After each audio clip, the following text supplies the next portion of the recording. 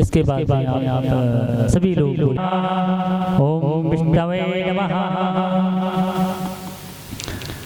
संकेश्रे सदानन्दस्य अचिन्त प्रमतेस्य मानस्य महाजलोर्मध्ये अस्मिन् महते ब्रह्मा महद्भूतेन्द्रिय सप्तपाताल परिभागे सप्तान्तलोके अधः परियो चतुर्दशलोकात्मके पूर्वशेषाय धन्मयते ब्रह्माण्डे खण्डाधार सते श्रीमद्विराह दृष्टांग विराजते चतुर्दशसहस्र महामण्डित भूमे शैल महावलयं पंचनग मध्ये वर्तिनो महाकाल महाभैराजस्य सहस्राणां मंडला मंडते दिगन्ते सुंडो दंपते अमरावत्यादि कुंडपुरे प्रधानचिन्द्रियाज्ञां निरते वरुणवायु वीरेशानाष्टदिक्पाला प्रतिष्ठते हरत्रयम्बकादि कालेश रुद्रे संशोभिते रुद्रपेन्द्र सविता धात्र दुष्टाट प्रस्तादि तथाच लंका शोकाकाल गर्भवत्या पुण्यपुरे विराजते नवखण्डद्वीपे मंडते केदारादि द्वादश ज्योतिर्लिंगा गंगा भागवते सरस्वती मंदाकिनी अलकनंदादि अनेका पुण्यनदी विलसते ऋषि गंगा कांचन गंगा विष्णु गंगा विरंगनादिके स्वरूप पाप हारणे परम पवित्र जलम विराजते इलावते पुरुद्रा श्वेत केतुमाला किम पुरुषा रमण हेण महादेवी नववर्षाणां मध्ये भारत से भरतखंडे आर्यवर्तांतर्गते क्षेत्रे उत्तराखंडदेशे तातारा भवभवारणवात् वेमातुर्कृपा सिन्धु साणमातुर अग्रजब प्रभु वरदस्त्वं वरवरदेः वाचितं वाचितार्ध बोलो अनेन सफलार्गेण वरदो अस्तु सदा मम। ओम भूर्भुवस्सुः गन्धां ध्यायामि ध्यानं समर्पयामि पादयोर्पाद्योर् हस्तयोर्गे मुखे आत्म्यं सर्वाणि स्नाने जलं समर्पयामि पादयोर्पाद्योर्हस्तयोर्गे मुखे आत्म्यं सर्वाणि स्नाने जलं समर्पयामि पंचामृतान्ते समर्पयामि। जय व्यास जी का पूजन। ओम ब्रह्मस्तान सरोजवदे विरचितां पीठे स्थितं स्फुरति सूर्यं रुचिकरं भरावहं कर्पूर कुन्दोज्ज्वलम्। ओम श्रीधुद्वाय नमः। ओम व्यासासनाय नमः। ओम नमस्तु नमस्तुभ्यं भगवते ध्यानवैराग्यसायिने वरदाय सर्वलोका पूजिता प्रणता कृष्णासाय गोविन्दाय नमो नमः। महारथ जायतान्धनिधेरथेष्टा सभेयो जुवास जीवानस्य वीरताय जगद्गुरुताय कृष्णाय गोविन्दाय नमो नमः। मंत्रार्था सफला सन्तु पूर्णा सन्तु मनोरथा शत्रुणां बुद्धिनाशस्तु मित्राणामुदयस्तव। जगद्गुरुताय कृष्णाय सर्वचो वेद आवाह सप्तर्या उपमा मंत्रार्था सफला सन्तु।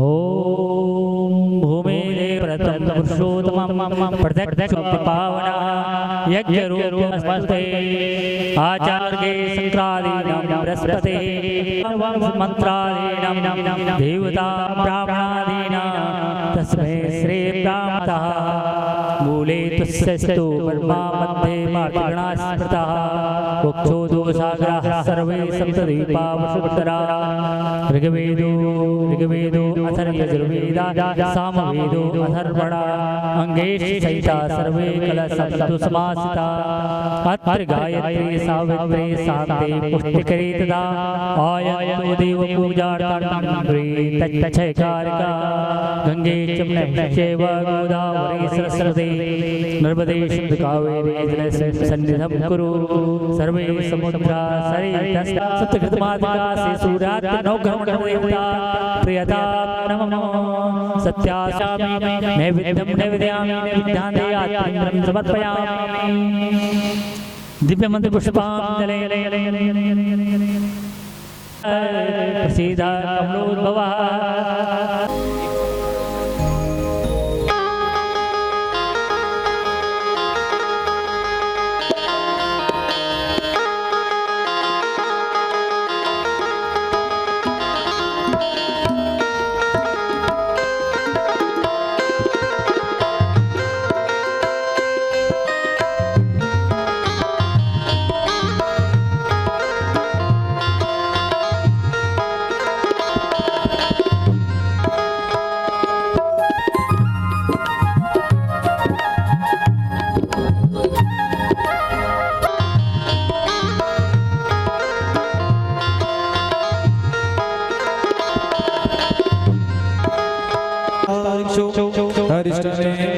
स्वस्ति नो बृहस्पतिर्दधातु ओम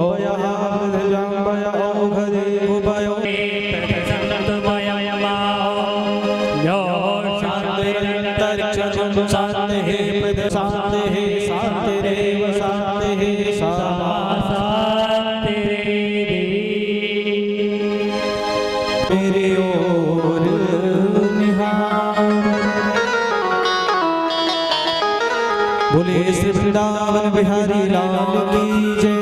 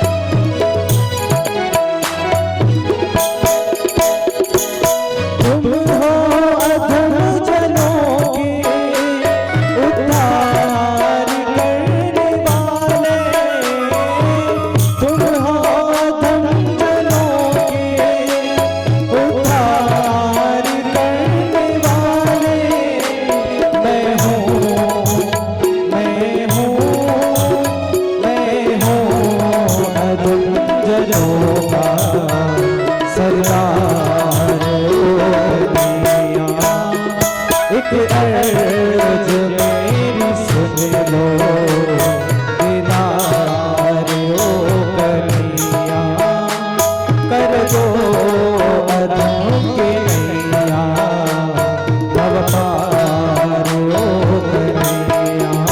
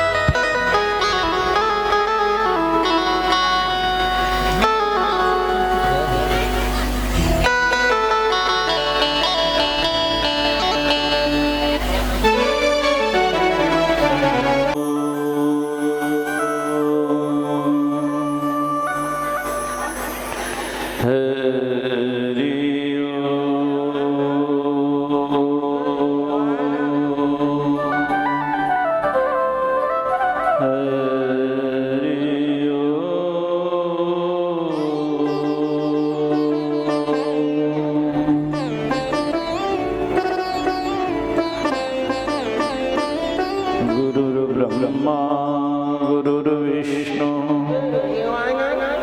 गुरुर्देवो महेश्वरः गुरुर्साक्षात् परब्रह्मा तस्मै श्री गुरुवे नमः।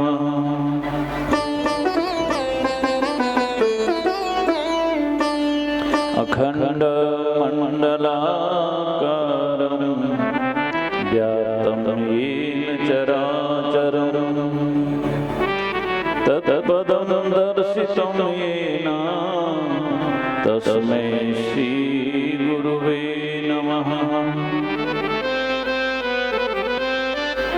ध्यानमूलं गुरुर्मूर्तिः पूजामूलं गुरुर्पदं मन्त्रमूलं गुरुर्वाक्यं मोक्षमूलं गुरुर्कृपा।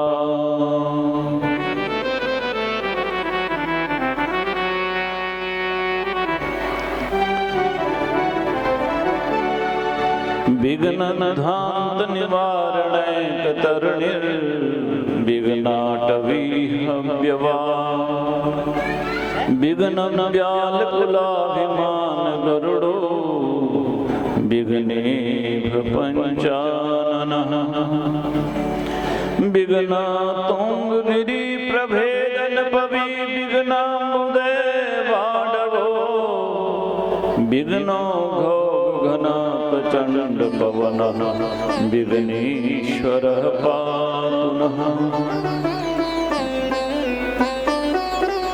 सृष्टोया सर्गरूपा जगद्वन विधो पालनीया च रौद्री संहारे चापि यस्या जगदिदमखिलं त्रिजनं चापराख्या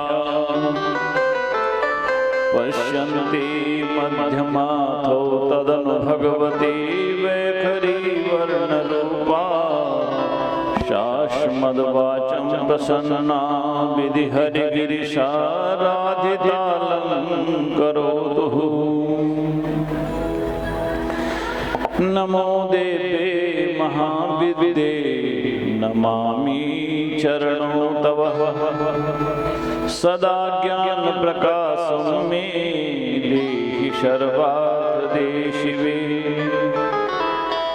सर्वाधिष्ठान रूपाय कूटस्थाय नमो नमः अर्थमात्रार्थभूताय हृल्लेखाय नमो नमः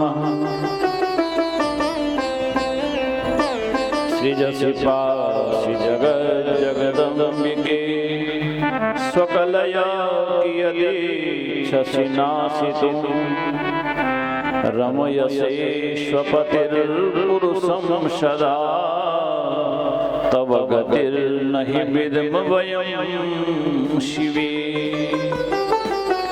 सच्चिदानन्दरूपिणे संसारारणये नमः पंचकृत्यविधात्रे ते भुवनेशे नमो नमः।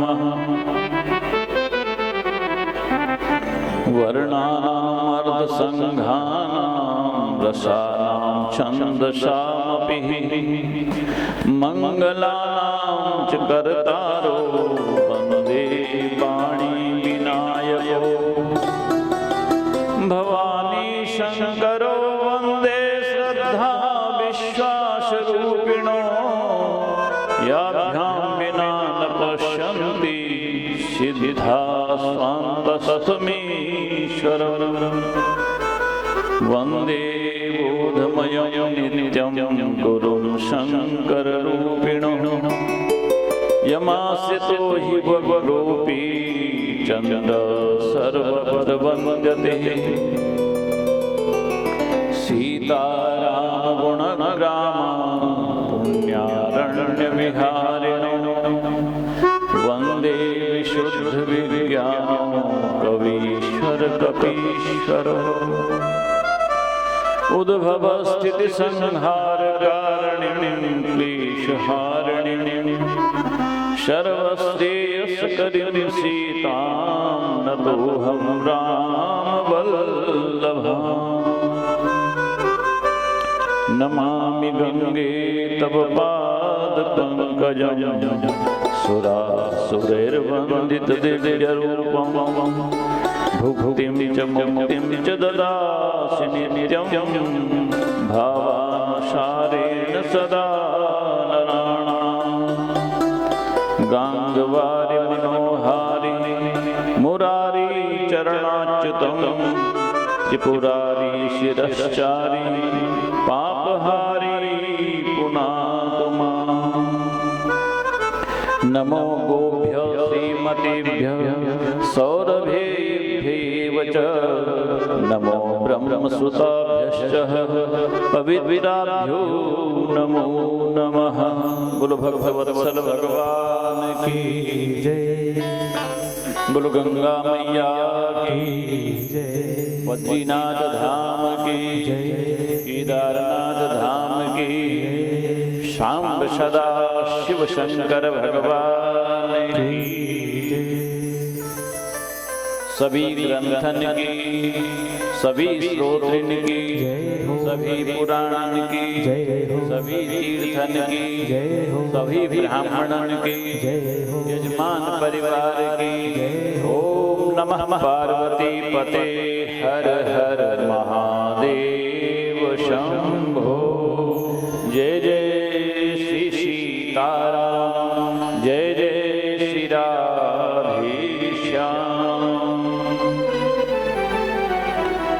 उपस्थित सभी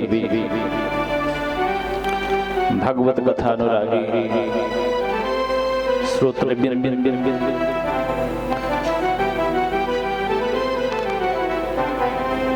जितने भी लोग मेहमान बन करके, अतिथि बन करके इस गांव में आए हैं, चाहे कोई बहनें होंगी, रिश्तेदार हैं, आप सभी का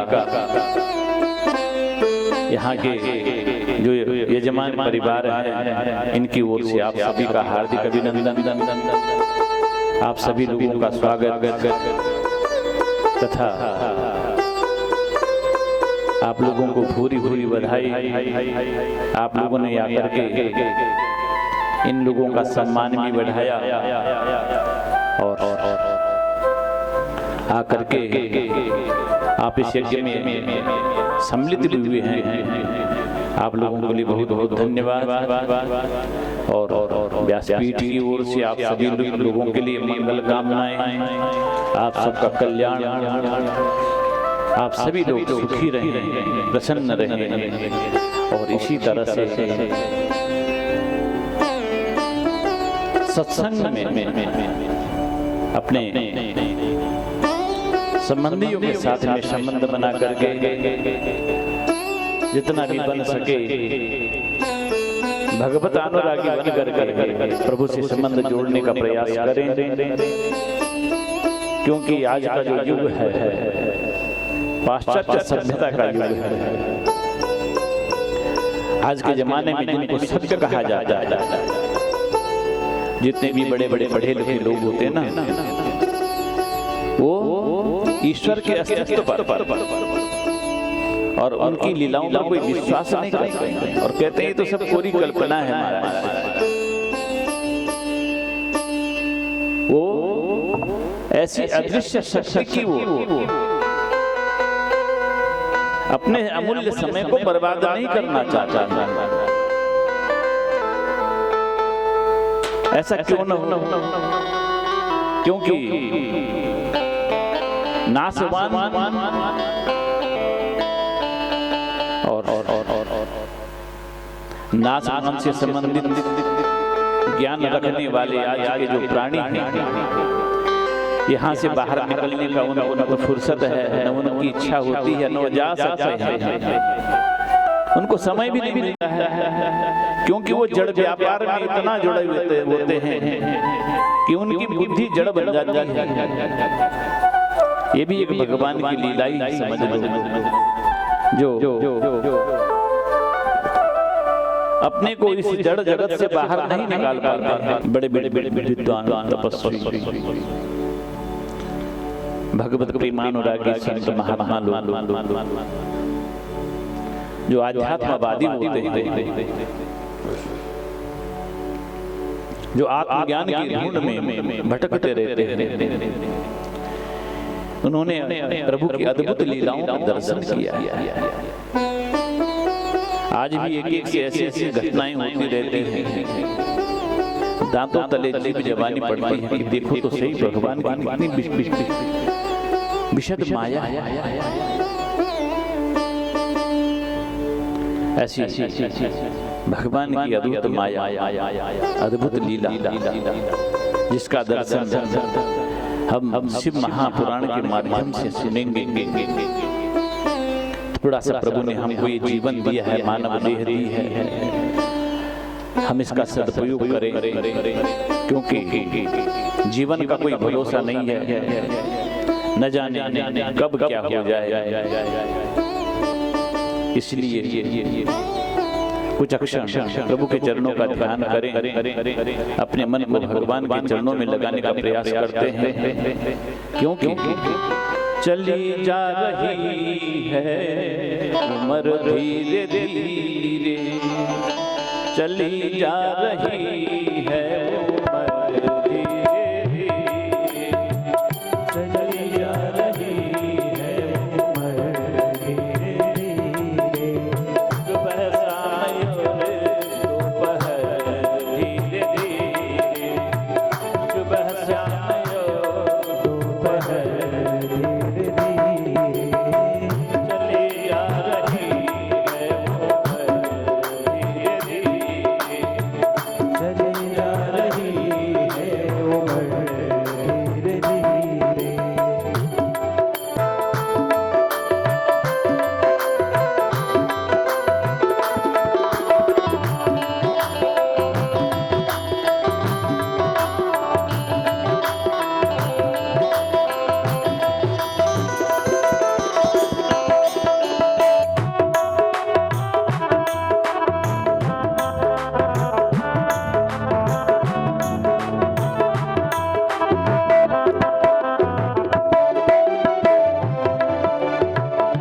लड़कपन भी बीती, जवानी भी बीती, लड़कपन भी बीती, जवानी बीती, लड़कपन भी बीती, जवानी भी बीती, लड़कपन भी बीती, जवानी भी बीती, बुढ़ापे का होगा असर धीरे धीरे, बुढ़ापे का होगा असर धीरे धीरे, चली जा रही है उम्र धीरे धीरे, चली जा रही है उम्र धीरे धीरे।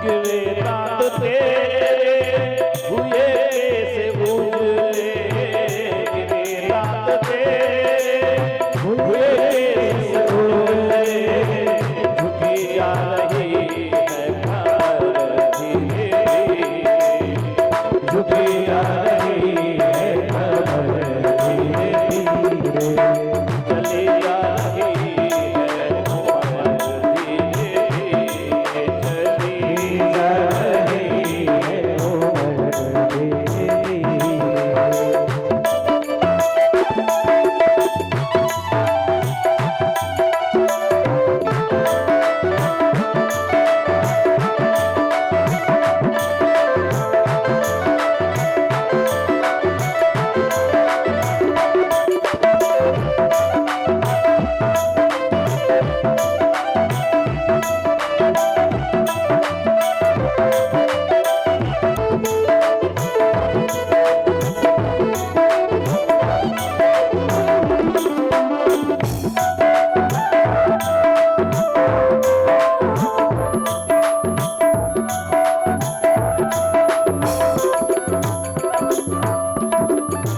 अगर चाहते हो कल्याण अपना, चाहते हो कल्याण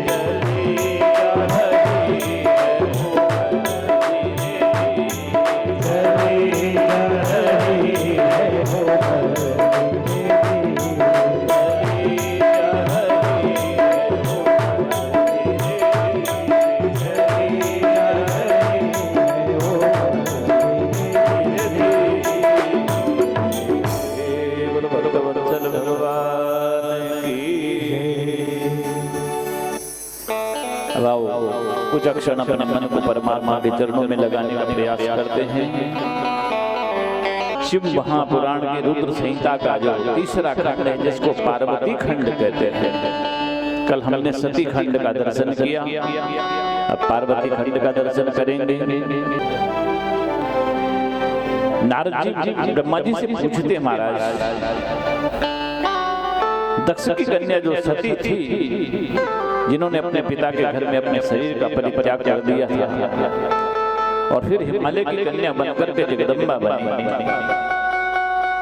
मैंने सुना है कि उन्होंने बड़ा उग्र तप किया था पति के रूप में भगवान शंकर को पाने के लिए। प्रभु विस्तार पूर्वक इस कथा का वर्णन करें। इस तरह से नारद जी के पूछने पर ब्रह्मा जी ने कहा, हे नारद, यदा दाक्षायणी देवी हरेण सहिता मुदा हिमाचले सुचिक्रीडे लीलया परमेश्वरी।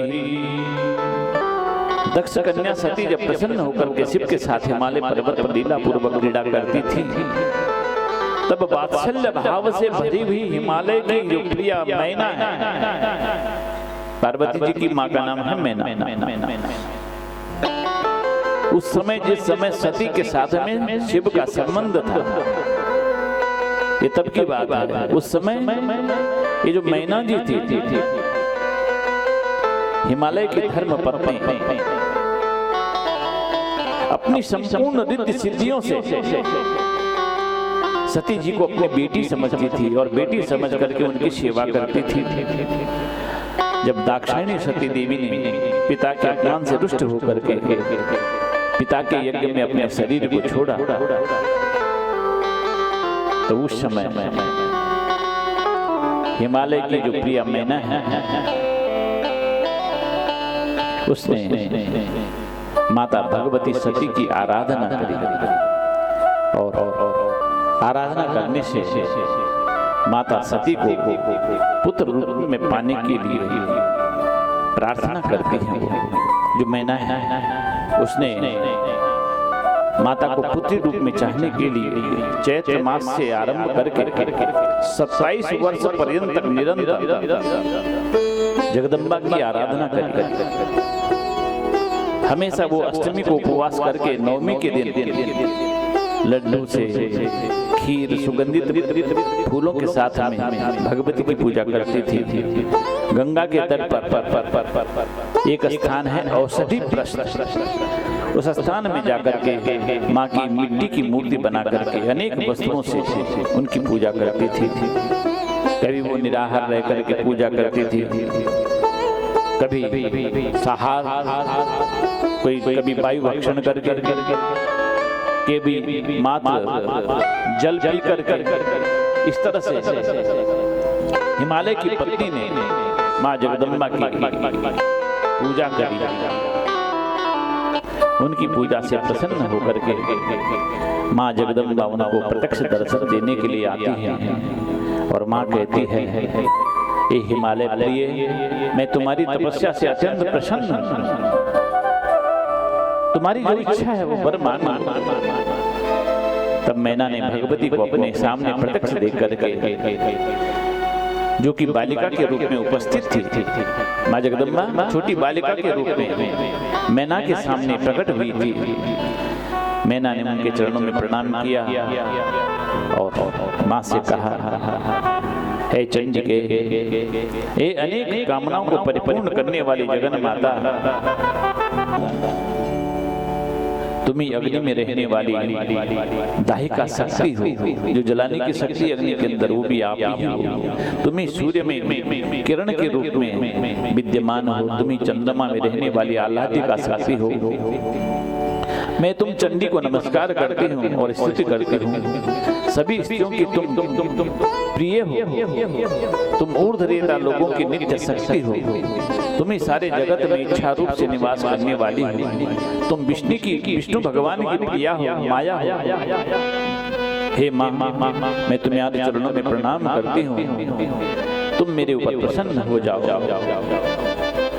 इस तरह से जब मैना ने भगवती की स्तुति करी तब माँ भगवती कालिका दुर्गा मैना की स्तुति से प्रसन्न होकर के मैना से कहती है तुम वर मांगो वरम रूहि उवाच मेनका देवीं वांछितं वरयेत्युतः। तब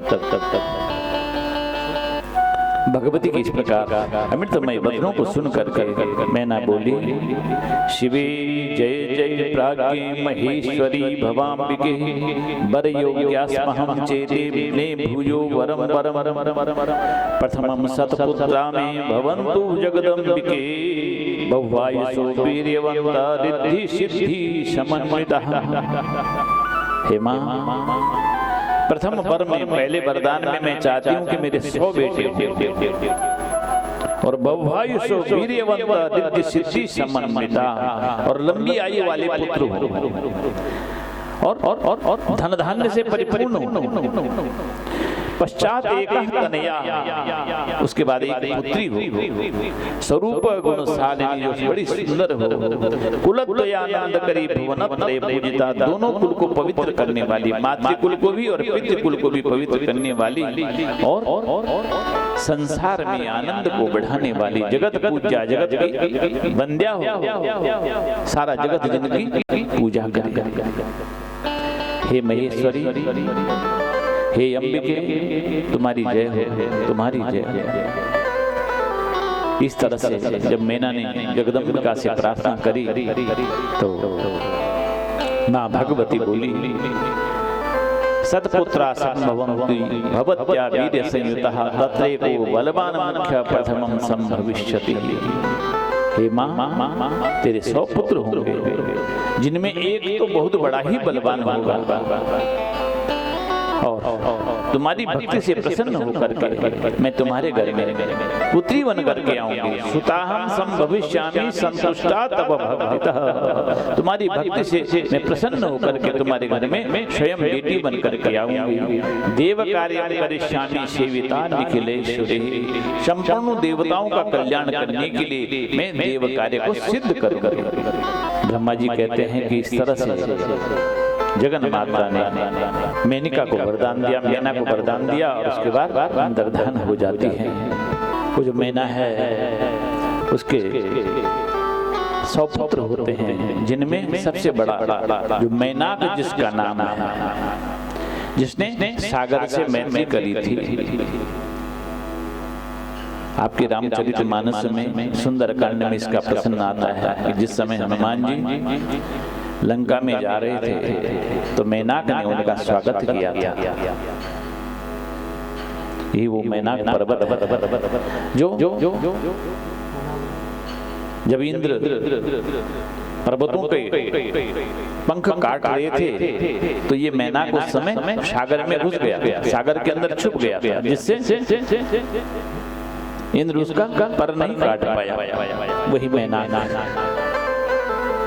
सभी 100 पुत्रों में सबसे बलवान तो ब्रह्मा जी कहते हैं हे नारद कुछ समय के बाद मैना और हिमालय में माँ जगदम्बिका का ध्यान किया और प्रार्थना करी जगदम्बा देव कार्य के निमित्त हमारे यहाँ प्रकट हो। इस तरह से मैना ने भगवती की स्तुति करी प्रार्थना करी गिरिप्रिया सर्व जगन निवासा संश्रयादिकं विदेजे सुतरां मेनां तेजो मंडलगा सदा। उसकी स्तुति करने से प्रार्थना करने से माँ जगदम्बिका मैना के गर्भ में प्रवेश करती है और जब माँ मैना के गर्भ में प्रवेश करती है तो उस समय सुखोदयम सभरपुश्च मेना दोष लक्षणम तदो निधानम देवानां आनंद शिक्षितम शुभम। केवल मैना ही प्रसन्न नहीं हुई या केवल उसके पति को ही प्रसन्नता नहीं मिली अपितु संसार में जितने भी माँ जगन माता के भक्त हैं जितने भी प्रभु के भक्त हैं सबको बड़ा आनंद हुआ। उस समय पूरा संसार सुखमय हो गया। धीरे धीरे माँ के जन्म का समय आ गया। जगदम्बा के जन्म काल के समय पर विष्णु आदि देवताओं ने जाकर के माँ की गर्भ स्तुति करी है। माँ जब मैना के गर्भ में थी उस समय देवताओं ने जाकर के उनकी स्तुति करी है। हे दुर्गे, हे प्राज्ञी, हे जगदम्बे, हे महेश्वरी, आपकी जय हो, आपकी जय हो। हे सत्यव्रते, हे सत्यपरे, हे त्रिसत्ये, हे सत्य स्वरूपे, हे सत्यस्ते, हे सत्यसुप्रिये, हे सत्य योने, हे सत्य सत्ये, हे सत्य नेत्रे, हम सभी तुम्हारी शरण में हैं। हे शिवप्रिय, हे महेश्वरी, हे देवताओं के दुख को नाश करने वाली, हे त्रैलोक जननी, हे सर्वाणी, हे सर्वव्यापिनी, हे भक्त वत्सले, तुम प्रकट होकर के देवगणों का कार्य पूरा करने के लिए आ रही है। हे महेश्वरी, हम सभी देवगण तुम्हारी कृपा प्राप्त कर सनाथ हो जाएंगे। इस जगत के सभी मनुष्य तुम्हारे द्वारा ही उत्तम सुख को प्राप्त करते हैं। तुम्हारे बिना तो इस लोक में कुछ भी शोभा नहीं देता है। इत्थं कृत्वा महेशान्यां गर्भस्थाया बहुस्थितिं प्रसन्न मनसो देवा स्वम स्वम धामं ययुस्तदाः। इस तरह से महेशानी माँ भगवती जगन माता की स्तुति करने के बाद, गर्भ स्तुति करने के बाद सभी देवता अपने अपने धाम को प्रस्थान करते हैं। व्यतीते 9वें मासे 10वें मासे पूर्णतः 9 मास पूरे हो गए हैं, 10वां महीना प्रारंभ हो गया है। उस समय गर्भस्थाया गतिम दग्रे कालिका जगदम्बिका, उस समय माँ को प्रकट होने की इच्छा हुई। और जब माँ के प्रकट होने की इच्छा हुई तो उस समय माँ जगदम्बा के जन्म काल पर सारी सृष्टि प्रसन्न हो गई। तदा सुसमयं चासीत् शान्तं भयकारकः नभ प्रसन्नतां यात प्रकाशः सर्वदिक्षुः मही मंगल भूयिष्ठ शवन ग्राम सागरः सरस्रवन्ति वापीषु प्रफुल्लो पंकजानिभिः। उस समय पृथ्वी मंगल सूचक चिन्हों से व्याप्त हो जाती है, आकाश निर्मल हो गया है, दिशाएं पवित्र हो गई हैं और सारे नदी तालाब निर्मल बन गए हैं, तालाबों में सुंदर सुंदर फूल खिल गए हैं। सरह स्रवंति वापीषु फुल्लु पंकजानि, कमल खिल गए हैं और कमल कोश की जो सुगंध है 10 दिशाओं को सुगंधित कर रही है। भ्रमर गुंजार रहे हैं, पक्षी कलरव कर रहे हैं। बुभुष विविधावाता सुखस्पर्शा मुनीश्वरः मुमुद साधव सर्वे शतां दुःखमभूतम्। जितने भी साधु लोग हैं, सज्जन लोग हैं, उनका मन बड़ा प्रसन्न हो गया है और जितने भी दुष्ट प्राणी हैं उनको बड़ा दुख हो रहा है। आकाश मंडल देवताओं के द्वारा दुंदुभी के शब्द से व्याप्त हो गया है, चारों ओर से फूलों की वर्षा हो रही है, गंधर्व गण गान कर रहे हैं, अप्सराएं नृत्य कर रही हैं और इस प्रकार से आकाश मंडल में देवताओं के द्वारा महान उत्सव होने लगा। उसी समय आद्या शक्ति माँ जगन माता शिवा मैना देवी के सामने प्रकट हो जाती है। बोलो जगदम्बा मैया की। बसंत ऋतु के चैत्र मास की 9वीं की तिथि, जिस दिन माँ का जन्म हुआ ना, जिस तरह से भगवान श्री राम का अवतार होता है चैत्र शुक्ल पक्ष की 9वीं के मध्याह्न में, लेकिन यहाँ माँ का जन्म मध्याह्न में नहीं हुआ। बसंत ऋतु चैत्र मास की 9वीं के दिन भगवान श्री राम का जन्म तो पुनर्वसु नक्षत्र में हुआ था, लेकिन जगन माता का जो जन्म हुआ मृगशीर्ष नक्षत्र में हुआ। हमारे पंडित जी बोल रहे थे ना, गिरीश जी की माता की जो मूर्ति का पूजन होना चाहिए, प्रारंभ होना चाहिए, तो किस नक्षत्र में होना चाहिए? तो मृगशीर्ष नक्षत्र में अगर 9वीं तिथि आ जाए या अष्टमी और 9वीं का संयोग बन जाए तो इससे उत्तम तिथि और कोई नहीं मिलती है। इसलिए मृगशीर्ष नक्षत्र में ही माँ भगवती की पूजा प्रारंभ हो अथवा उनके मंदिर का निर्माण हो, तो इससे बढ़कर और सुंदर दिन कोई फिर तब और कुछ नहीं देखना पड़ता है। बसंत ऋतु नवमी मृगशीर्ष नक्षत्र ठीक अर्धरात्रि में माँ भगवती जगन माता मीना के गर्भ से प्रकट होती है। जैसे समुद्र से माँ लक्ष्मी का आविर्भाव हुआ, उसी तरह से मीना को पता नहीं चला कि उनके पेट से कैसे ये बालिका बाहर निकली। जिस तरह से पूर्व दिशा में चंद्रोदय होता है, उसी तरह से माँ भगवती का प्राकट्य होता है।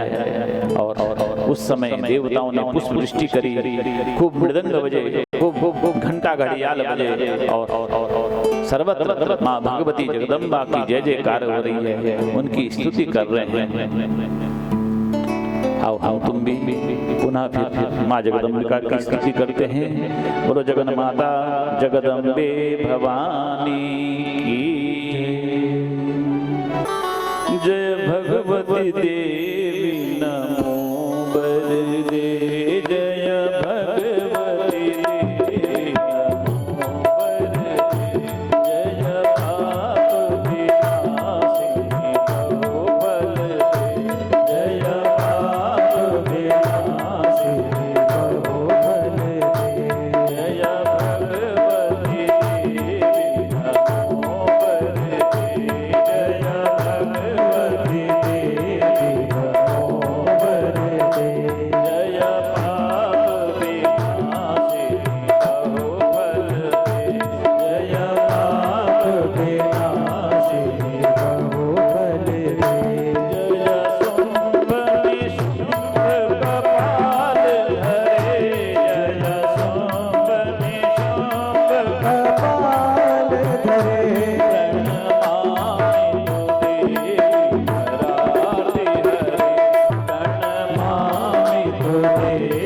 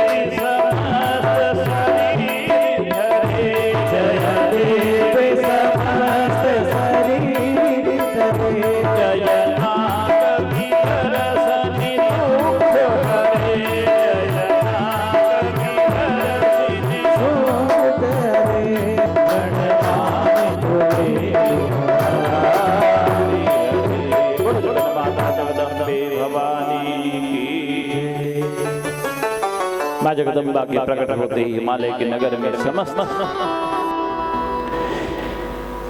सारी संपत्तियों ने, रिद्धि सिद्धियों ने आकर के वहां निवास करना शुरू कर दिया। वहां रहने वाले जितने भी लोग थे सारे दुख मिट गए उनके। और उसके बाद भगवान विष्णु समस्त देवगण बड़े प्रसन्न होकर के जगदम्बा के दर्शन के लिए वहां उपस्थित होते हैं। और उपस्थित होकर के सभी देवी देवताओं ने माँ जगदम्बा को प्रणाम किया, स्तुति करी और उनको अपना सर्वस्व समझ करके, शरणदाता समझ करके प्रणाम करते हुए सभी देवता अपने अपने स्थान को प्रस्थान करते हैं।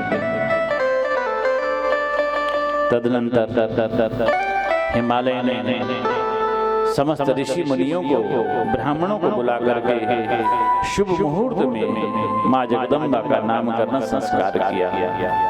अथो मुहूर्ते सुमते हिमवानः मुनिभिः सह नामाकरो सुतायास्तु कालित्यादि सुखवदः। सभी मुनियों ने विचार करके माँ के नामकरण संस्कार को किया, जिसमें उनका नाम रखा काली, किसी ने तारा, काली तारा महाविद्या षोडशी भुवनेश्वरी भैरवी छिन्न मस्ता च विद्या धूमावती तथा बगला सिद्ध विद्या च मातंगी कमलात्मिका। माँ के कई नाम रखे, सती साध्वी भव प्रीता भवानी भवमोचनी आर्या दुर्गा जया चाचा त्रिनेत्रा सूत्रधारणा। इस तरह से माँ के एक नहीं हजारों नाम हैं। आदमी पृथ्वी के कणों को गिन सकता है, आकाश में तारों को गिन सकता है, लेकिन माँ के जो अनेक नाम हैं उनका वर्णन नहीं कर सकता, उनको नहीं गिन सकता है। माँ के तो हजारों करोड़ों नाम हैं।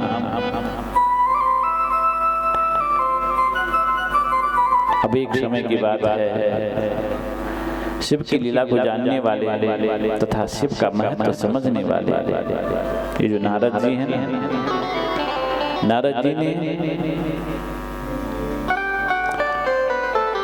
हिमालय के घर में जाकर के गिरिराज से सत्कारित होकर के गिरिराज ने जाकर के जब देखा कि नारद जी आए हैं तो उनका बड़ा सम्मान किया। और सम्मान करने के बाद हिमालय ने उनके चरणों में प्रणाम करते हुए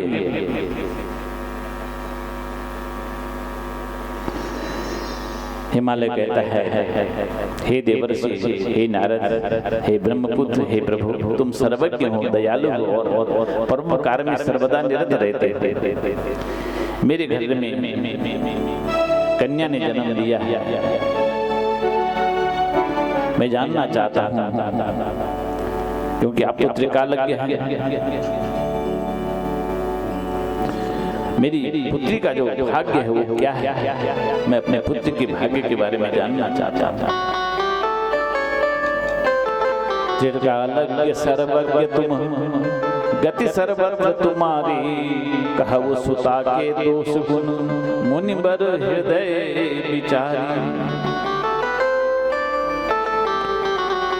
सुंदर सहज सुशील सयानी, सुंदर सहज नाम उमा अंबिका भवानी, नाम उमा अंबिका भवानी। नारद जी कह रहे हैं, सब लक्षण संपन्न कुमारी, सब लक्षण संपन्न कुमारी, होई संतत पियहि प्यारी, होई संतत पियहि प्यारी, होई पूज्य सकल जग माही, होई पूज्य सकल जग माही, यही सेवत कछु दुर्लभ नाहि।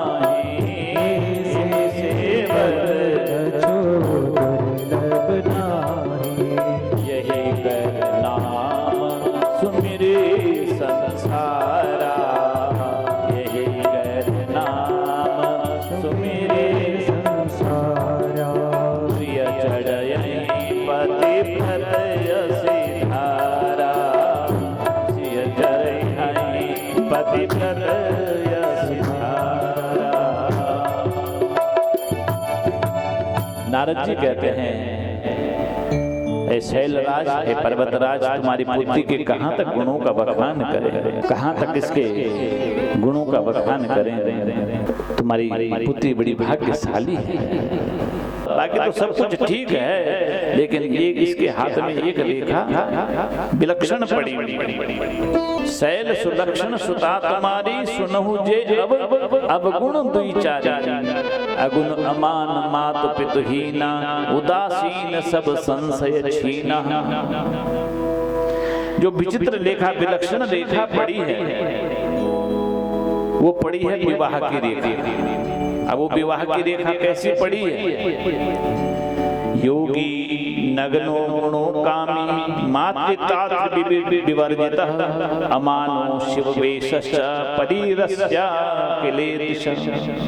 अमानो शिववेशश्च अशिववेशश्च पतिरस्य किलेतिश। इसके हाथ में जो विवाह की रेखा पड़ी है, इसका जो विवाह होगा, उसका जो पति होगा योगी होगा।